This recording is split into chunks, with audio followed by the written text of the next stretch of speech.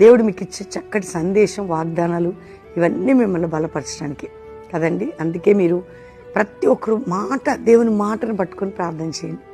ఈరోజు దేవుడు మనతో మాట్లాడుతున్న చక్కటి మాట నేను చదువుతాను. దానికంటే ముందు రక్షణ లేని బిడ్డలు యేసు రక్షకుడు ప్రాణం పెట్టిన యేసుకి మీ జీవితాన్ని ఇవ్వండి. ఒక మాట చదువుదామా? నేను చదువుతున్న ఆమోస్ గ్రంథం 9వ అధ్యాయం 15వ వచనం. వారి దేశమందు నేను వారిని నాటుతును, నేను వారికి ఇచ్చిన దేశం నుండి వారిని పెరికివేయకపడరని ఈ దేవుడిని యెహోవా సెలవిచ్చున్నాడు. ఇశ్రాయేలు ప్రజలు దేవుని బిడ్డల గురించి చెప్పిన ఈ రోజుల్లో ప్రతి మాట మన కోసం. నిన్న నేడు నిరంతరం ఏకరీతిగా ఉన్నాడు కాబట్టి వారిని నేను నాటుతా, నేను వెళ్ళగొట్టను, వారిని స్థిరపరుస్తాను, వారు మరల కట్టబడతారు.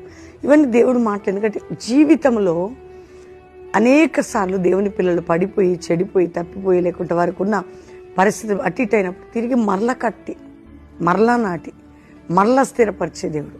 ఈరోజు నీ జీవితంలో కూడా ఏది పెండింగ్ ఉందో, ఏది అయిపోయిందో, ఎక్కడ నువ్వు అస్థిరంగా ఉన్నావు, నువ్వు తీసివేయబడు, పెరికివేయబడు, నేను వారిని నాటుతాను.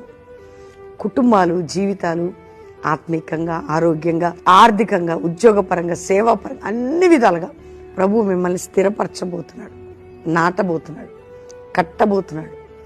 నీ జీవితాన్ని తిరిగి పునర్నిర్మాణం చేయబోతున్నాడు.